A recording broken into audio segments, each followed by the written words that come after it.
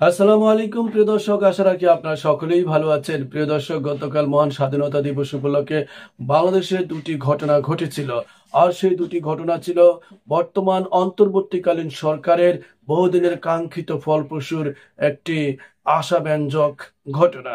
সেই ঘটনা ছিল তাদেরই প্রতিবেশী রাষ্ট্র অর্থাৎ বাংলাদেশের প্রতিবেশী রাষ্ট্র ভারতের নরেন্দ্র মোদী দীর্ঘদিন ধরে তার মিত্রকে হারিয়ে যে বিরহ জ্বালায় ভুগছিলেন তা মোমের মতো গলতে শুরু করেছে। তিনি এখন উপলব্ধি করতে পারছেন যে ডক্টর মোহাম্মদ ইউনূসকে শুভেচ্ছা বার্তা পাঠানোর মাধ্যমে তিনি কূটনৈতিক সম্পর্ককে আবার নতুন করে শুরু করে তিনি বাংলাদেশের সাথে বরিতা নয় বরং প্রতিবেশী সুলভ আচরণ এবং বন্ধু সুলভ আচরণের মাধ্যমে তিনি দুই দেশের সম্পর্ককে এগিয়ে নিতে চান। তাই তো তিনি তার শুভেচ্ছা বার্তায় সেরকম কিছু ইঙ্গিত দিয়েছিলেন।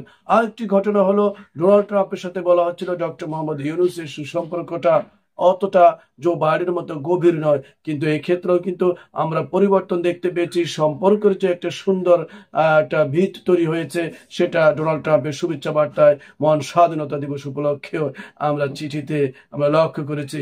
আমরা ডোনাল্ড ট্রাম্পের বিষয়টি আজকে আলোচনা না নিয়ে আমরা নরেন্দ্র মোদীর বিষয়টি আমরা আলোচনা করব। তিনি মূলত তার গুরুত্বপূর্ণ চিঠিতে কি বার্তা দিয়েছিলেন সেটা আজ আপনাদেরকে পড়ে শোনাই। তিনি বলেছেন, এই দিনটি দুদেশের ইতিহাসে গুরুত্বপূর্ণ অধ্যায়। রাইট, অবশ্যই মহান স্বাধীনতা দিবস 26শে মার্চ অত্যন্ত গুরুত্বপূর্ণ অধ্যায় যা দুদেশের সম্পর্কের ভিত তৈরি করেছে। তিনি বলেন, বাংলাদেশের মুক্তিযুদ্ধ দুদেশের সম্পর্কে দীর্ঘ সূত্রতা বা দীর্ঘ রাস্তা সূচিত করেছে। বিভিন্ন ক্ষেত্রে তার সদর্থক ভূমিকা লক্ষ্য করা গেছে। দুদেশের মানুষ এর ফলে উপকৃত হয়েছে। তিনি আর বলেছেন, আমরা এই সুসম্পর্ক বজায় রাখতে চাই। শান্তি, সৌহার্দ্য এবং উন্নয়নের মাধ্যমে এই সম্পর্ক বজায় রাখা জরুরি। এখন তিনিও বুঝতে পারছেন যে এই সম্পর্কটা অত্যন্ত গুরুত্বপূর্ণ। এই দুই দেশের অনুভূতি এবং স্বার্থ অক্ষুণ্ণ রেখে এই সম্পর্ক বজায় রাখা খুবই গুরুত্বপূর্ণ। চলতি পরিস্থিতিতে নরেন্দ্র মোদী এই বার্তা দুই দেশের সম্পর্ককে অত্যন্ত গুরুত্বপূর্ণ বলে তিনি মনে করেছেন। এবং তিনি তাদের যে রাষ্ট্রপতি যিনি রয়েছেন তিনিও কিন্তু ইন্দো প্যাসিফিক মিশনের এবং ধ্রুপদী গণতান্ত্রিক স্থিতিশীল প্রগতিশীল শান্তিপূর্ণ ইত্যাদি বিষয়ে বাংলাদেশের পাশে ভারত থাকবে তাদের রাষ্ট্রপতি দ্রৌপদী তিনি ওই বিষয়টি উল্লেখ করেছেন তার চিঠিতে। চলুন আমরা একটু আলোচনা করি। বাংলাদেশে যখন অন্তর্বর্তীকালীন সরকারের মাননীয় প্রধান উপদেষ্টা ডক্টর মোহাম্মদ ইউনূস যখন চীন সফরে যাচ্ছিলেন তখন কিন্তু তিনি চেষ্টা করছিলেন সর্বপ্রথম তার সফরটি তিনি ভারত দিয়ে শুরু করবেন।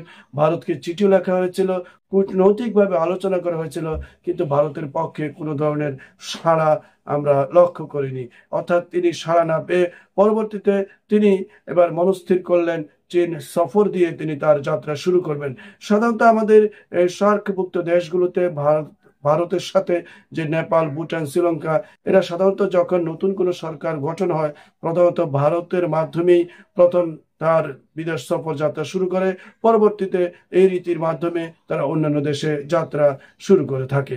বাংলাদেশের ক্ষেত্রে এটা একদম ব্যতিক্রম ঘটেছে তা নয়। এটি মালদ্বীপের প্রধানমন্ত্রীর উজ্জ্বল কিন্তু একই ঘটনা ঘটেছিলেন।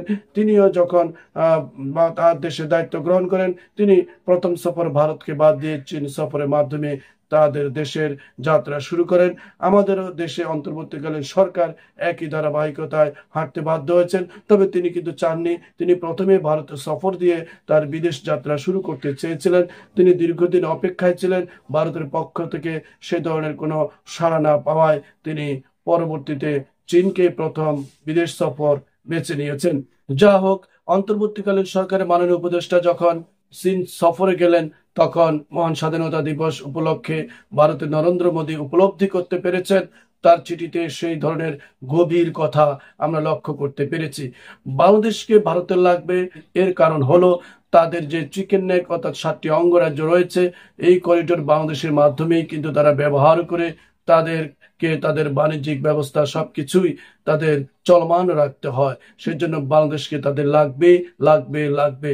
এই ছাড়া বন্ধুপ্রতিম দেশ হিসেবে বাংলাদেশ ছোট্ট একটি ভূখণ্ড হলেও তাদের বুক ছেড়ে এই মানচিত্রটি তৈরি হয়েছে। অতএব তাদের দেশের শান্তি শৃঙ্খলা বজায় রাখার জন্য বাংলাদেশকে লাগবে।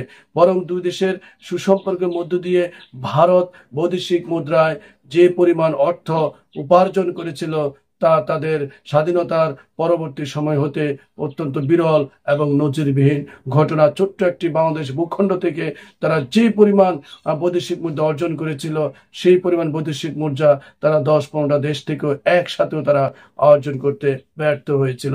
এই ধরনের একটা সুযোগ তারা কেন হাতছাড়া করবে? দিন শেষে সবাই প্রফিটের কথাই চিন্তা করে।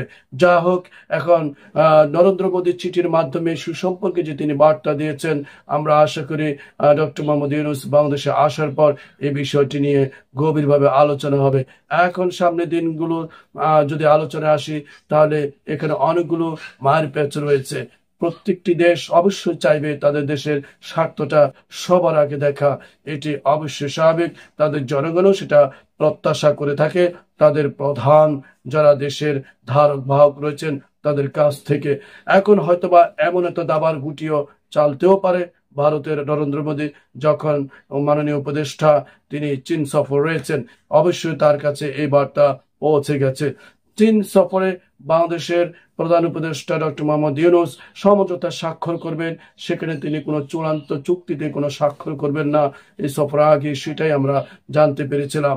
সেখানে গুরুত্বপূর্ণ তিস্তা চুক্তি হতে বিভিন্ন ধরনের চুক্তি সেখানে সামনে চলে আসবে।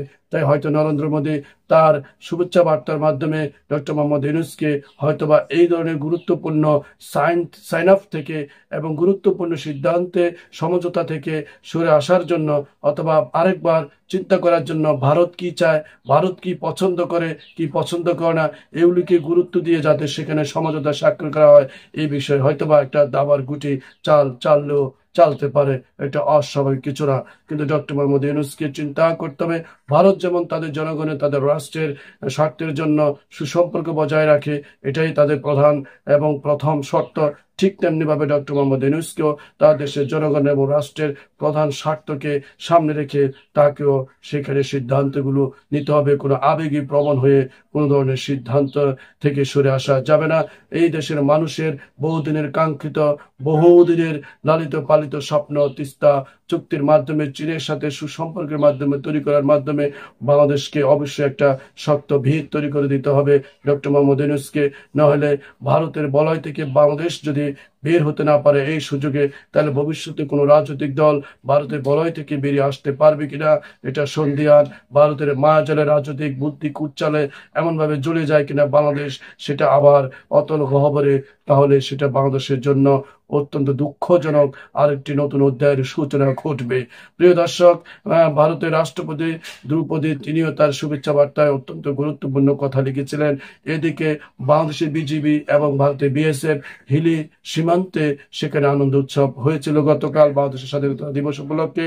বাংলাদেশের বিজেপিরা তাদেরকে মিষ্টি বিতরণ করেছিল, বিএসএফ বাংলাদেশের বিজেপিকে সেখানে ফুলের মালা শুভেচ্ছা জানিয়েছিল এবং দুই দেশের মধ্যে সেখানে একটা আনন্দঘন উৎসব সেখানে গতকাল পালিত হয়েছিল।